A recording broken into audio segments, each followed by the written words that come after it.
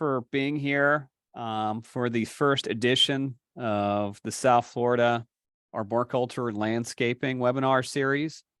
This is almost the beta, like the media is still catching up. So if you're here, you were able to get the message relatively before most people have been able to. So thank you for being here. And with that, I'm just going to pass it off to Ryan Klein. Dr. Klein is a professor with the Environmental Horticulture Department at the University of Florida, where he specializes in mostly arboricultural issues and a lot of the social side and contemplation of how to manage trees. So with that, I'm go ahead and pass it off to Ryan here. All right, thanks, John. Hey, am I okay to hit share results, or what do I need to do with this survey? It's still on my end. You can just X out. Okay, perfect. All right, so as John said, we're going to talk about some things that maybe don't directly relate to tree care and the managing of trees in the urban areas, but ultimately affect the decisions that are made and kind of how we view trees. And just to kind of get this kicked off here, I noticed in the survey that it was unanimous. Everybody that filled it out thought that about 4,600 people per year die from tree-related accidents. So we'll talk about this in a little bit of detail, but that right there kind of speaks to the whole perception piece, and you'll see what I mean as we go through this, because that is a very high number in relation to what it is in reality. So some of the things we're going to address in the talk here, just kind of a general overview of the benefits and risks associated with urban trees, how our expertise and professionalism as tree care professionals play into the decisions that are made, kind of a down and dirty look at tree risk assessment for those of you who are not familiar with the topic, the decision-making process and how some of our biases can filter into that. And then how this ultimately affects management and the potential liabilities, associated with those trees. And then if we have a little bit of time at the end, I'll share some upcoming research that my lab's working on.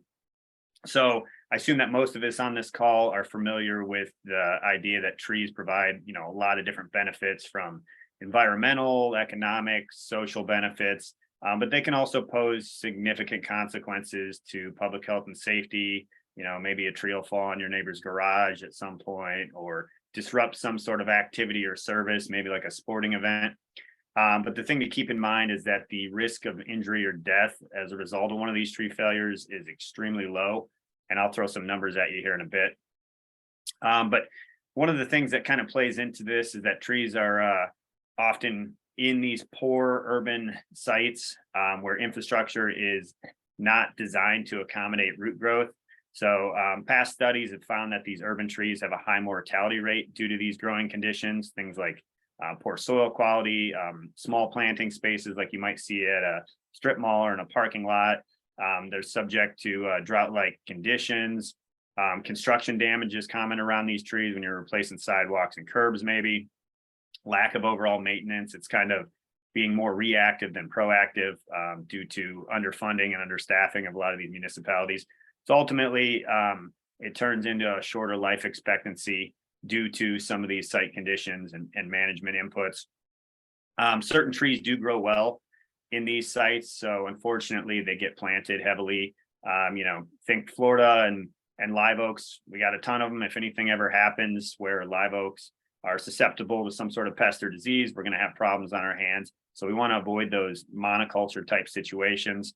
And then less common species are usually hard to find at nurseries, especially in certain sizes or quantities, depending on what you're looking for. Past research has also suggested this idea of right tree, right place.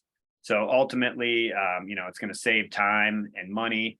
But in order to kind of go down this path, you need to determine things like what grows well in your area. So there's, plenty of local knowledge out there, online resources, stuff like that. And then you ultimately want to evaluate the site conditions and the planting space to make sure that whatever you plant is going to be conducive to those growing conditions. And then, things like desired species traits and, aesthetic things also play into this, for better or for worse, outside of just survivability. And then, the goal here is to maximize the associated benefits and minimize those risks. So low survival rates ultimately result in a loss of those long-term benefits. So we want to start off with high quality nursery stock, free of major defects, and that's going to get us off to a good start. So we all know that trees have the potential to be long-lived organisms. There's, many trees throughout communities that are going to live a lot longer than we ever will. It has to do with things like proper planning, design, and management to promote like long-term survivability. Unfortunately, a lot of development happens nowadays. Trees are always an afterthought. Not that they might not have been before, but trying to cram more onto smaller spaces now than ever before. So we need more consistency across municipal tree policies and ordinances to ensure this long-term survivability. So if you notice in the image here, these are two different neighborhoods in Detroit, and you'll notice the situation on the left here, that's severity and tree cover. We obviously want more situations like those on the right, lots of canopy cover. Fortunately, we're starting to see more and more of this with urban sprawl and development. So already densely populated areas are having population booms, and both the benefits and risks associated with trees are more important than ever, both from an economic standpoint, from public health and safety. So in situations like this, at least from this perspective, it doesn't really look like they left much room for the trees. So as it relates to Florida, some of you might have seen this map before. On the left, it's 2010. And on the right, it's what they're projecting for 2070. So essentially, in the next 50 years or so, about a third of the state will be developed, and the population is going to increase to about 34 million people, which is almost doubled since the census of 2010. So when you notice the areas of urban sprawl and land use, they're the coastal areas, which are already densely populated. And then in the center of the state, areas where land's cheaper and more readily available, those areas are going to see population booms also. So we need to be strategic in our designing of the urban landscape to accommodate this future growth and development. So how does all that play into the topic of what we're talking about today? Expertise, professionalism, decision-making, how we perceive risks associated with trees. So that's basically kind of the construct of what we're working with. And then when you kind of go to the next piece here, which is the professional doing the work, we got to start kind of, at the beginning here. How are these people developing their expertise? So there were some surveys that have been done recently. One that polled 116 different universities to see what higher education related to arboriculture and urban forestry was like at those institutions. And what they found was that 36% had related courses. 29% had degree programs.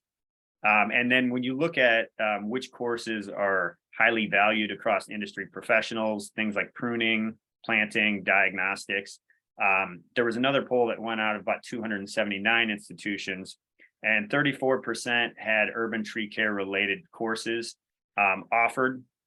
So there's not a lot of institutions that currently have higher education related to some of these topics.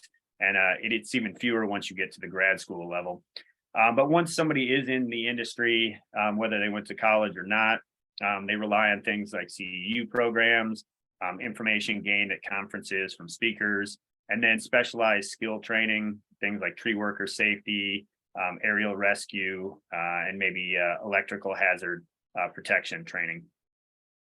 So as far as the industry itself goes, there's many available careers that either meet or exceed the national average pay, and there's a wide array of credentials and professional standards that people adhere to. So just as a general definition here, a professional is an individual that has previous education and training related to a specific profession, which allows them to perform associated tasks at a relatively high level. And the other definition I want to just kind of focus on here for a second is professionalism. And this has to do with the actions, conduct, and mindset of an individual in a professional setting. So I assume at some point in our lives, we've all seen the idiot over here to the left on the screen. Unfortunately, this is more common than you would think, and chainsaw accidents do happen, and they happen because of situations like this. So Also, image on the screen, this was actually happening in my backyard at one point. The guy holding the rope, neither of which these gentlemen have PPE on, and somebody dropping branches right down, almost hitting them. The van was hit a couple of times. The gentleman holding the rope has a shoe that has no sole on it, which was kind of an interesting choice of PPE. So as we're talking about professionalism here, you obviously don't want to be like the guys in the image, but professionalism is a product of what's accomplished and how it's accomplished. So are you doing it safely? Are you doing it correctly? Are you following those standards and credentials and stuff that are, implemented? So credentials are commonly used as a measurement of, how much somebody has a level of expertise. Unfortunately, though, it's not a perfect metric. A lot of times they're seen as incomplete. This does not account for ethical components. So, you might cut down a tree that doesn't need to be cut down just because of, somebody wants to put a pool in, rather than, did it actually have some sort of risk associated with it? Did you follow the permitting process? Did you, go through the mitigation, all that stuff? So track record might serve as an alternative to this expertise based off of credentials and stuff like that. So then there's also varying perspectives on qualifications, and it's likely that some all the different things, whether it be experience, specialized training, your industry credentials, quality of service, it's not just one thing that makes that up. And then kind of a different perspective here. The courts commonly use industry standards as a standard of care, whether that's correct or not. So there was a survey that went out of about 655 municipalities, and they were basically asking them, what they look for in relation to credentials and standards. And 61% had at least one certified arborist on staff. 60% followed the A300 tree care standards. And then 51% followed the Z133 safety standards. So then when you look at, who are they employing, they're outsourcing their work to, like what kind of contractors they're looking for. 68% preferred certified arborist, 68% adhered to the A300 standards, and then 57% adhered to the Z133 standards. And this speaks to the value that the industry places on the standards and credentials that have been set forth. So there's this assumption that having these credentials is going to make you more qualified than somebody who doesn't. Kozer and Smiley did a study several years back where they found that in relation to tree risk assessments, certified arborists were 4 times as likely to recommend retaining and monitoring a tree rather than removing it. And then track arborists were 2 times more likely to do the same as compared to both certified arborists and non-certified arborists. So what they concluded was that the assessor performing the assessment likely has the greatest impact on that determination of risk.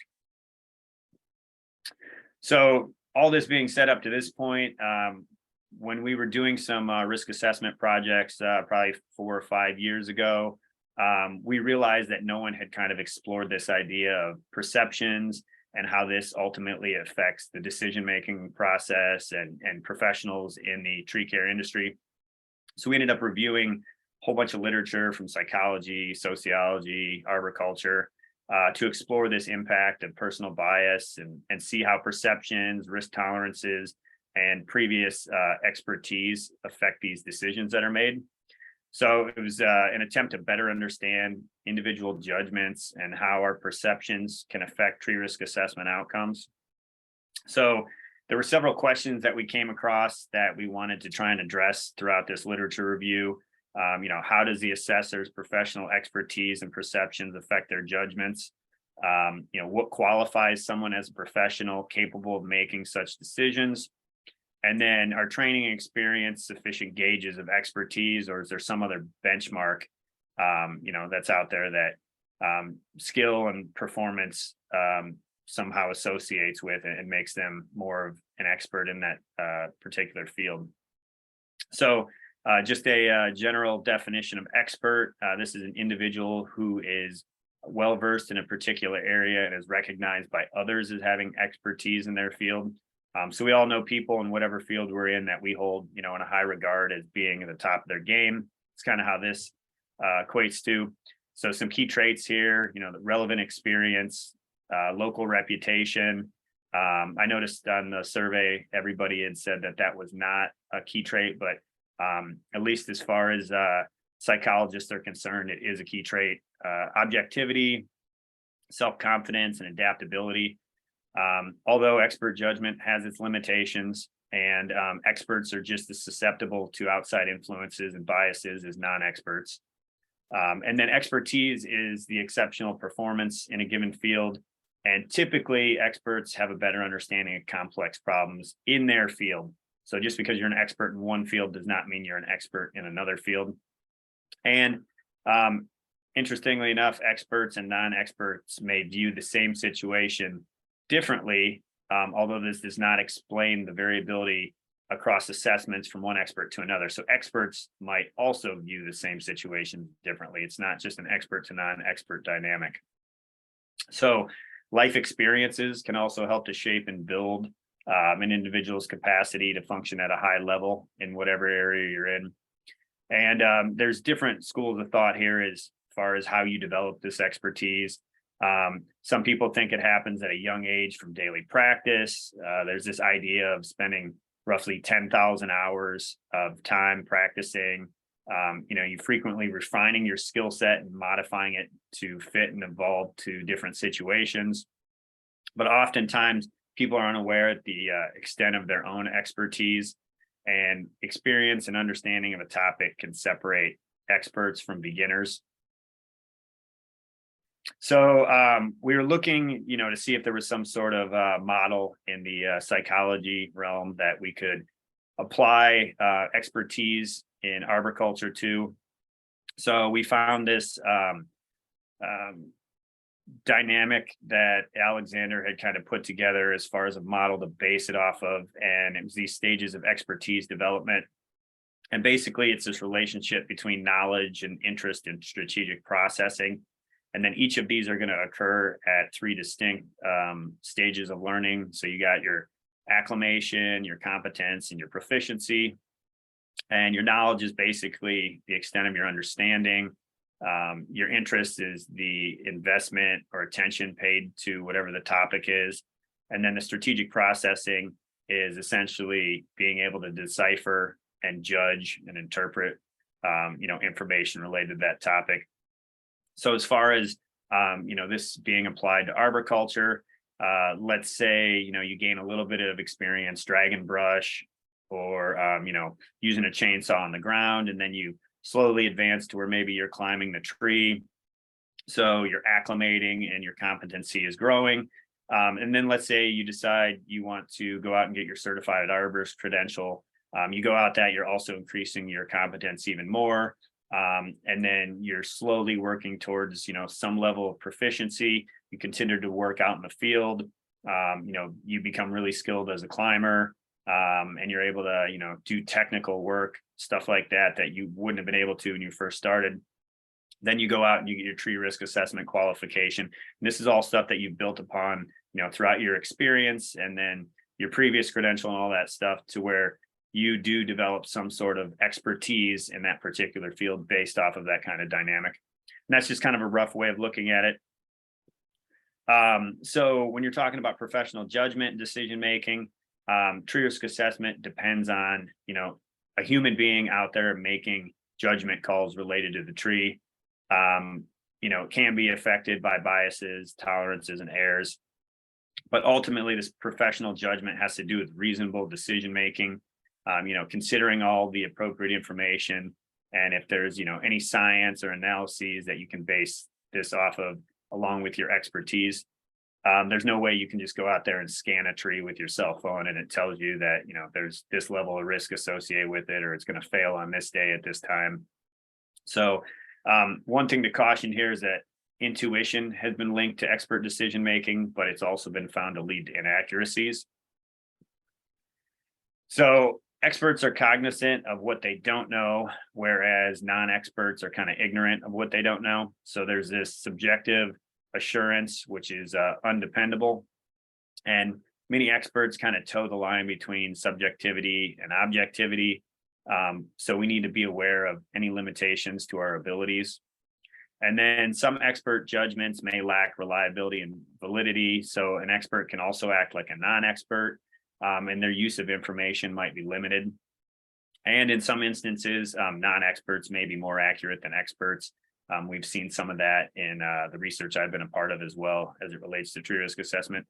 But basically, how experts can come to different conclusions on the same issue is something that we're unsure about. So, after conducting this literature review, there were still some areas where we found that, future research is needed. Here were 4 that we came up with. So the influence of previous experience, training, and industry accreditation. Having a better understanding of this could guide future training programs and industry certifications. And then what qualifies someone a professional and what criteria should be evaluated. So this can help decision makers make more informed choices. And then how tree related judgments are made and the individuals who make these decisions. So this would help us understand that relationship between expertise and tree risk management. And then lastly, the effect of risk perception, personal bias, and other subjective inputs on risk assessment and mitigation. So this would help determine potential approaches to maybe counter some of those subjective inputs that can kind of bias tree risk assessment. All right, so we're mostly aware of the daily risks we choose to accept. So whether it be driving a car, crossing the street, poor diets, some of us choose to smoke, whatever. About 46,000 people a year die in vehicle accidents, and about 480,000 people die annually from smoking. So kind of keep these numbers in your head because we're going to talk about trees here in a second. Some people are willing to accept additional risks because of some perceived benefits. So like skydiving, climbing Mount Everest, stuff like that. But risk assessments are then used when potential risks outweigh the benefits and, threaten public health and safety. So tree deaths, extremely low. In the US, about 34 people die annually, and in the UK, about 6 people. Those are the only 2 countries we currently have stats for. And death of tree failures are about 1 in 10 to 1 in 20 million, compared to lightning strikes, which are about 1 in 19 million, and death from car accidents, which are 1 in 16,800. So you can see that death of tree failures, 34 per year in the US, is extremely low. I know some people answered 4,600 for that one, but very few people die of tree failures on an annual basis. So, what can we do about this? Risk assessment is the one tool we have in our toolbox. So in general, risk assessment is the use of information to identify hazards and estimate the associated risks. So there's many methods that are used across a variety of disciplines, but it helps with decision making and risk management. But the thing to keep in mind is that it's highly subjective. So when we fail to recognize or undervalue the benefits associated with trees, it can lead to vague, uncertain, and subjective recommendations. So we want to consider all the information, not just, one thing that points to a little bit of potential risk. So there's 2 different types of risk assessment. There is qualitative and quantitative.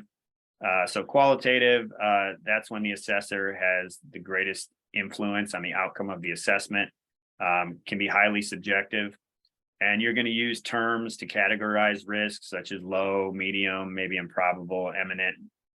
And then quantitative, this is an attempt to measure some aspect of the risk, usually in numerical form. But I will caution, there are some risk assessment methods out there that do use numbers to express components of risk, but it doesn't necessarily mean that it's 100% quantifiable.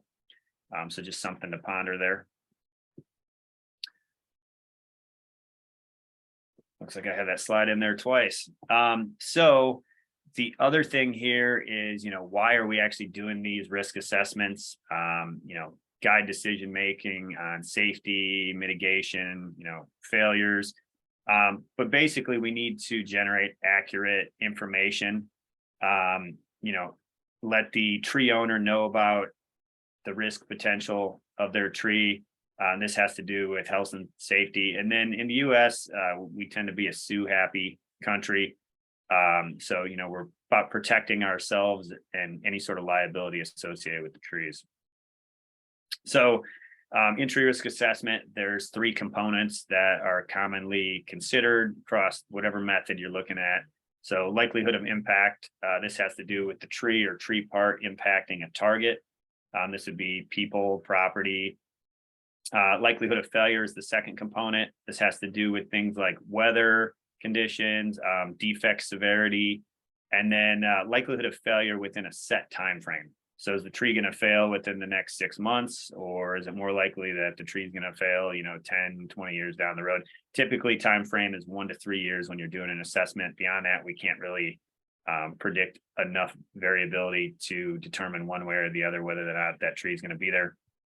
And then consequences of failure is their third component. This is if the tree fails and hits a potential target, what's the likely outcome? It's going to be injury, death, maybe disrupt some sort of event, something like that. But ultimately, these factors are given ordinal ratings and some are combined to yield an overall risk rating.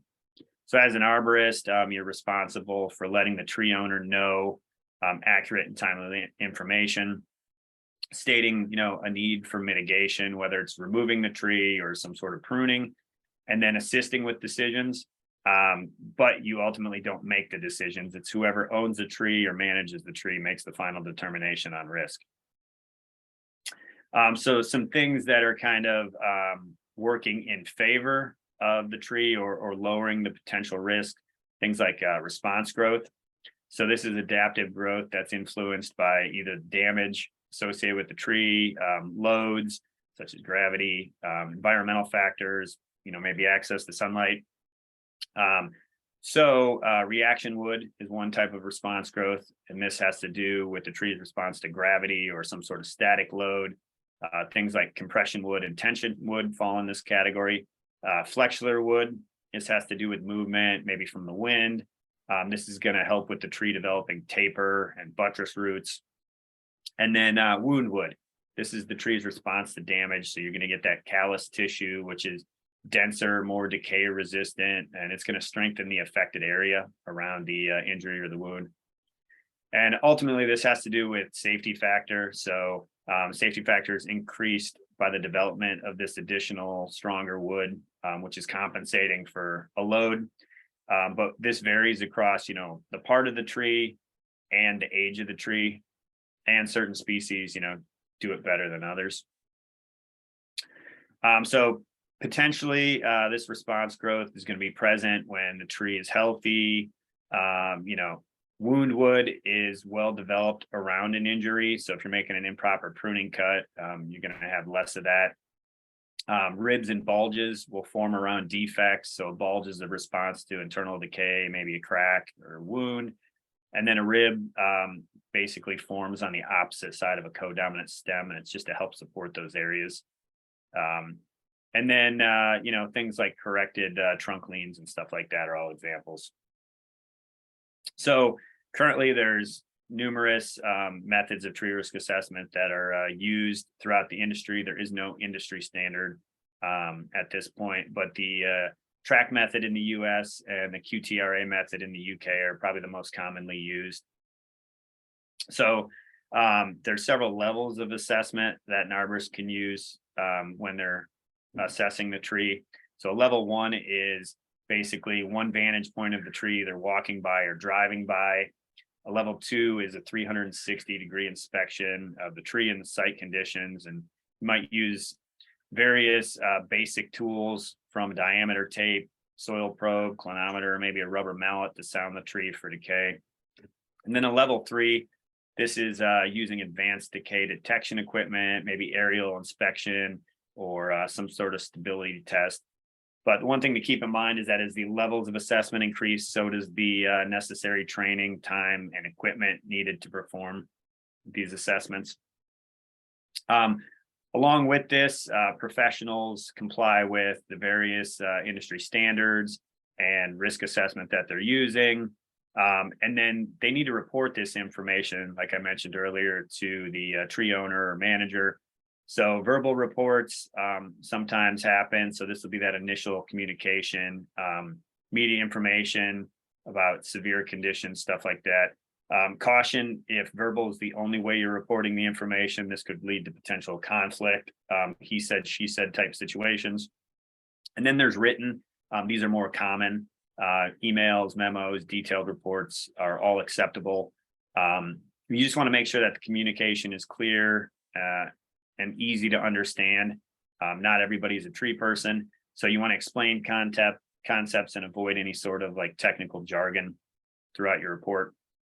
Here's some of the things that are commonly included in reports, date of inspection, tree location, method used, risk ratings obviously are beneficial, any sort of limitations in the assessment, levels of inspection, and then some additional things to consider, maybe a summary, photographs, glossary, stuff like that. So there's been a decent amount of previous research on tree risk assessment. I'm going to try and sum it up here real briefly, but essentially most tree risk assessment methods evaluate those same three components that we talked about. Methods do vary in how they weigh each component and calculate the risk ratings. There's been several studies comparing methods, and what the researchers have found is that the methods and the arborist assessments can be highly variable. There can be variability across the components, specifically for likelihood of failure. And then, different levels of assessment have been tested.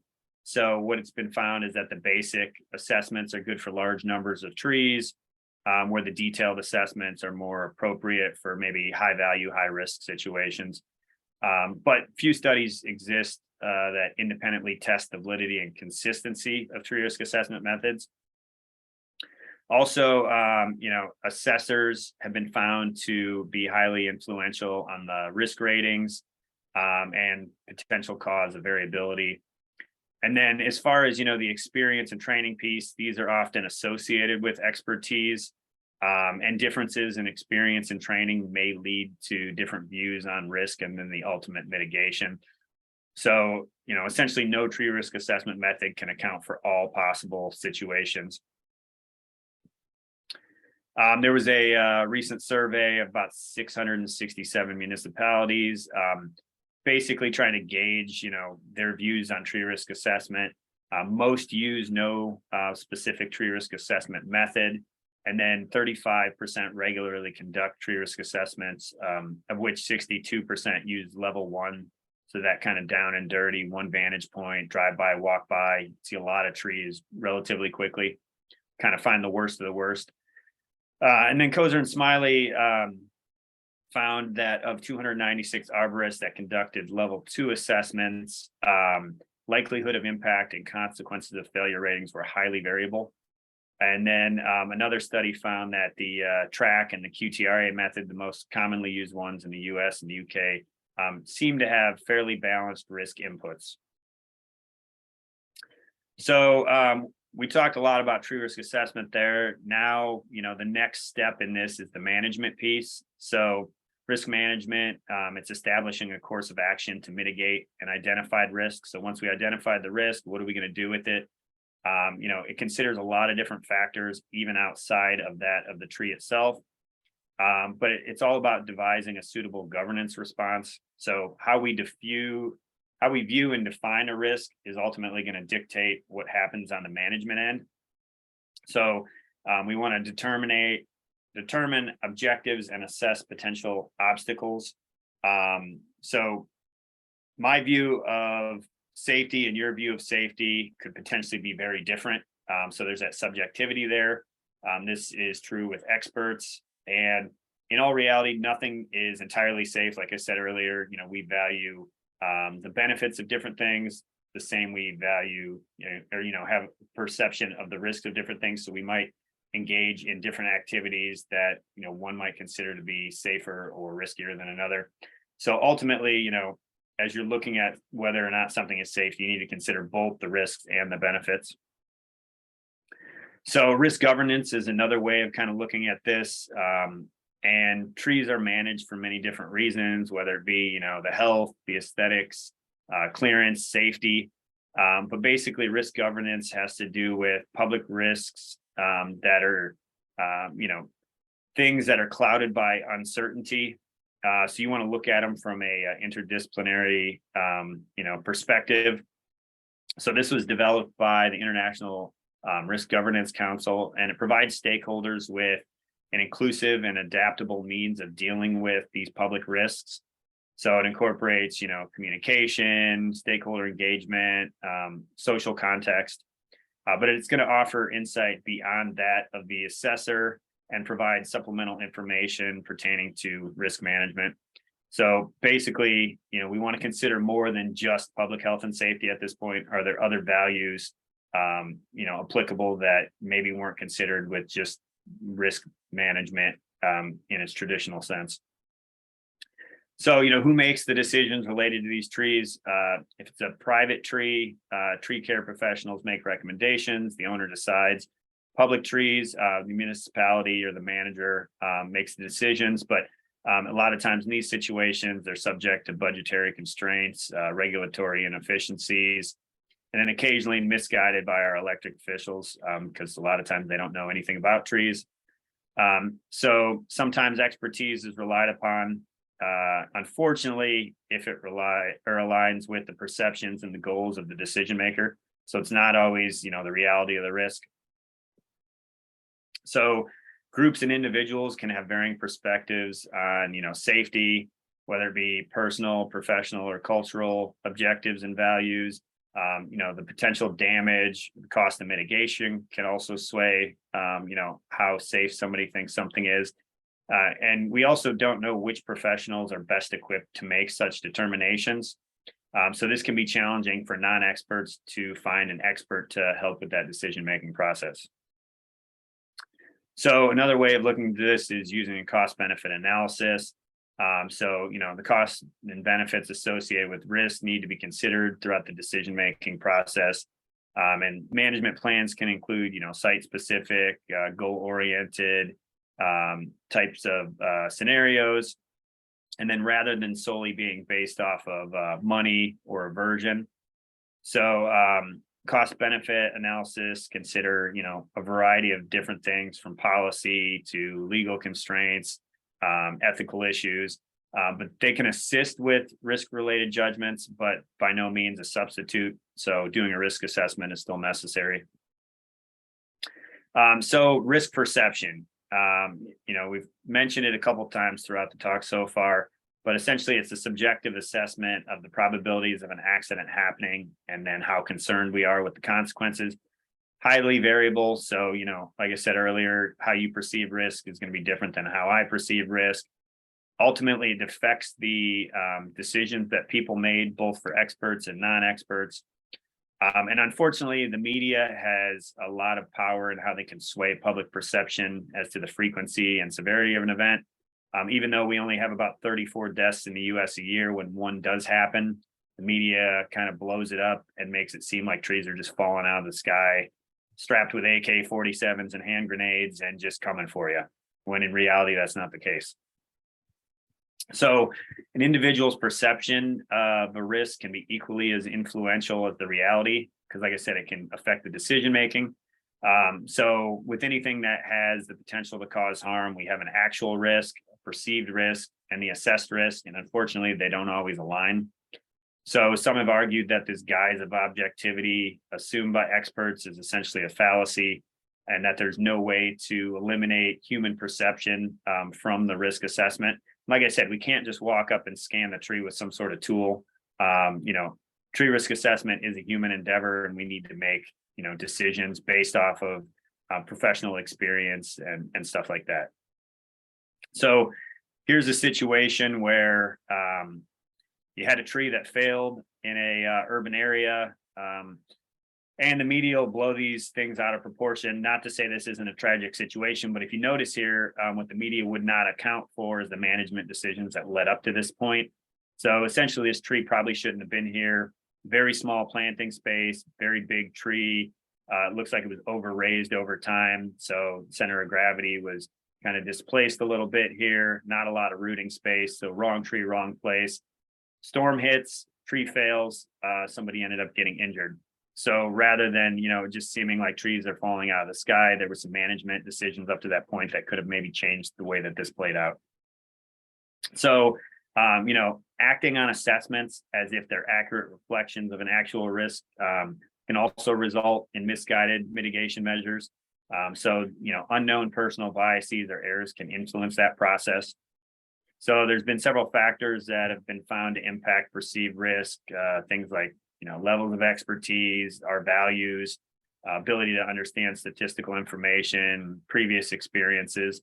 And to the latter, these can perpetuate either riskier behaviors or make someone more risk averse, depending on, their history with risk. So as far as tree related perceptions, they've also been well documented, costs and benefits, landscape preferences, views on safety, potential risks. But we know the least about risk perception and decision making as it relates to the public. So there was a case study by Kirkpatrick et al., where they interviewed about 50 arborists and about 700 residents. And there was very polarizing views on trees. So the public view arborists as planting trees in the wrong places, or maybe disfiguring or removing trees, where professionals kind of view the public as disliking trees and overstating the risks. So as I mentioned, an individual's experiences with risk can alter their perceptions, either leading to safer behavior or riskier behavior. So experts across disciplines have been found to be held increasingly more accountable over time with their decisions regarding risk. Unfortunately, this has resulted in them relying on codes and standards rather than actually going out there and performing some sort of an assessment. And in tree care, this can be problematic because we do need to weigh the risks with the benefits. Trees are obviously complex structures that exist in these dynamic environments. So you got variable weather conditions, variable occupancy, and then these uniform decision criteria based off these codes and standards are unlikely to capture all scenarios that someone's going to encounter in practice. So with expertise comes this higher level of responsibility, and this goes beyond an expert's assessment. There are many outside factors that can influence the recommendations and decisions that are made. So when a tree-related accident does occur, we have scenarios of risk aversion and fear. You start seeing people cutting trees down in neighborhoods. And these tree risk assessment methods that are used, they're not a perfect system. Like I said, they can be influenced by bias and perception. But previous experience, training, and accreditation, it only goes so far. And unfortunately, different arborists can have different views on the same risk. So, perceptions can be also difficult to overcome when you're working with the tree owner or the manager. So both risk aversion and risk tolerant perspectives are equally as problematic. You got the person who wants to save the tree at all costs, even though that tree should probably be removed. And then you have the person that wants to remove the tree, even though there's nothing wrong with it. So there's many unknowns regarding, perceptions and tree related risks and how we make decisions based off of that. There was a case study in Newcastle, Australia, and it basically pitted the public versus the protection of heritage fig trees, and then that of the city officials and community activists. So there are multiple factors involved here, from politics, emotions, media influence, expert opinions. But essentially, there were differing risk assessments. One arborist said retain the trees, the other said remove. Ultimately, the city removed them. But the case study was basically a manifestation of, time, place, understanding, beliefs, all these things that kind of came to play in the decisions that were made revolving whether or not these trees were removed or not. And it had nothing to do with the risk. It was more to do with all those other things that kind of manifested. So if we can eliminate some of these subjective inputs, we may be able to bring assessments closer in line to the reality of risk. So I mentioned earlier, we've done quite a bit of research on tree risk assessment. We've looked at all the different components, exploring the accuracy and consistency. We found that there were two components, the likelihood of impact and likelihood of failure, that were able to be quantified in the hopes that maybe we could eliminate some of these subjective assessments. So we're going to talk a little bit about those. There's been several studies that we've worked on, and we found that the variability in the ratings across professionals of different levels of experience and industry accreditation kind of affected the outcomes of their assessment. So when you're looking at likelihood of impact, specifically to target rating, there were significant differences in ratings by both certified arborists and non-certified arborists. And we found that the use of traffic counters, that's how we quantified the likelihood of impact component, this actually decreased some of that variability. And then when you're looking at the consequences of failure component, it has to do with the size of the part and the fall distance.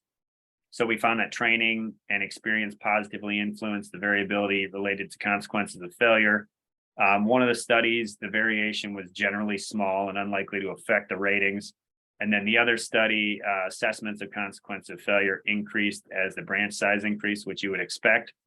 So once it reached significant to severe, it held to that.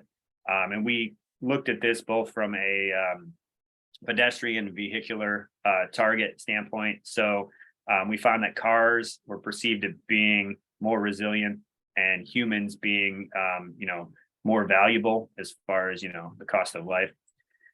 So the impact on time frame related to tree risk assessment, we've also found to be highly variable. And with the track method, we tested that, and on a 1 to 3 year time frame, it wasn't actually found to be variable. So that was good to see. Some of the takeaways: it's possible to quantify that likelihood of impact consequence of failure components of risk assessment, although future research needs to happen to determine, ways of making these assessments less susceptible to variability and based more on the reality of a risk rather than allowing perceptions to infiltrate, all under the guise of trying to eliminate some of this subjectivity. So just some conclusions here on risk perception, tree risk assessment.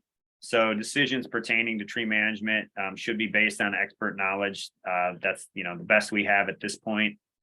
It's difficult to suggest which measurements of expertise are the most important because there's a variety of them, from experience, training, education, and there's variability across the assessors.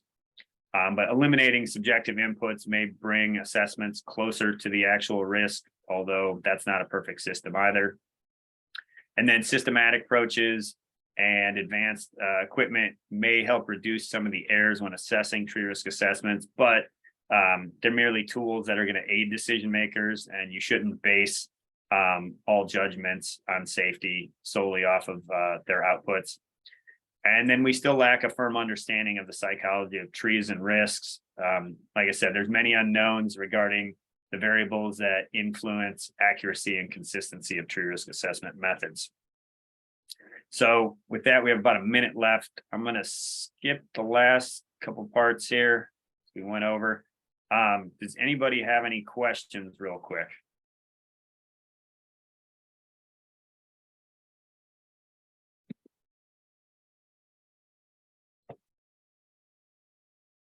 So I've got one. All right. So what I know that you mentioned there towards the end that potentially removing some of the subjective inputs, for doing the assessments might be something that could give you guys better results. By what means was that possible? Is that by using more devices or trying to, more technology? What's the current way that you guys might try and do that? Yeah. So when you're looking at the two components that we've kind of honed in on that have the potential to eliminate some of those subjective inputs, the likelihood of impact, by using traffic counters, you can get an idea of the occupancy in an area. So think about it from this term. If a tree is out in an open field and no pedestrians or vehicles are ever within the fall zone of that tree could fail at any moment and there'd be no risk associated with it, because risk is only a product of whether or not it's going to impact a target. So if there is no target, there is no risk. So by being able to quantify the target occupancy associated with the likelihood of impact component, you can see, is there maybe 10 people a day going by that tree, or is there 1,000 people? So ultimately that affects the risk rating depending on what the occupancy level is. And currently all risk assessment methods are based on the assessor going to a tree. They're maybe there 15 or 20 minutes, and whatever they perceive the occupancy to be while they're there is, basically how they fill out the form for their rating. Or if we had a more quantifiable way of doing it, or, a more definitive number of what that occupancy is, it might change our perspective on that and change the rating. And then for the consequences of failure, it has to do with things like the size of the part, the fall distance, protection factors of maybe neighboring trees or structures. But in practice, they're not actually using quantifiable numbers to go out there and fill out these forms. It's more of a subjective, qualitative term that's being used, and they're just kind of having to make a gut feeling, for lack of better words, on what they think that rating is. And they're all based off of, some sort of 1 to 4 Likert scale type scenario using qualitative terms. So then if we can add some sort of metric in there of like, okay, here's the size of the part, here's the fall distance, this is what the consequences would be based off of whatever the target is, which we're still far away from, combining all that together, because we don't know the resiliency of targets. You would literally have to go out there and drop branches from different heights, different size branches, and see the damage that ensues when it impacts the target. And we just don't know that. But if you're able to incorporate some of that information into a more user-friendly assessment tool, then I think we could eliminate some of those subjective inputs, and streamline the process. Okay. So do you think, like, for that first part you were talking about, like the Internet of Things, like basically like how we're being monitored, our locations and stuff like that, like cities are becoming smart cities, that type of thing, that could potentially lead to better outcomes in terms of, dealing with that side of occupancy, at least? Yeah. So some cities do have better traffic data than others. I was working with a student on a project up in Sheboygan, Wisconsin, and they actually have traffic data from most of their roads up there that you can access on their city's website. So arborists could use that information. Unfortunately, a lot of times, at least from when I've looked at it, it's main arteries that have that sort of information. So you'll see those little tubes that go across the road. Odds are you're not going to have those in a residential area because the occupancy is, low enough. The city's not concerned about it for whatever project they're working on. So it's usually, major intersections when they're rerouting traffic, or if there's a big development going on to where traffic's going to be impeded because of it. But some cities are better than others. And traffic counters are getting more user friendly. I just had a colleague send me over this new traffic counter that has real-time data and uses AI to where you can log on at any given time and it'll tell you whether or not a person or a vehicle went past your counter, which is way more advanced than any of the stuff that we had done, even 5 years ago, because the technology didn't exist. So it's definitely, light years ahead of where it was. And I think the application of using it in practice for risk assessment could be possible, but it's getting buy-in from the industry. And depending on the cost of this equipment, that can be a barrier to use as well. Especially for someone who only does, a handful of risk assessments a year. You'd have to be doing a lot of them potentially to justify it. Okay. I see. Well, cool. Well, thank you, Ryan. I really appreciate getting an hour of your time here and, passing the information along to the folks that are here. And also at the same time,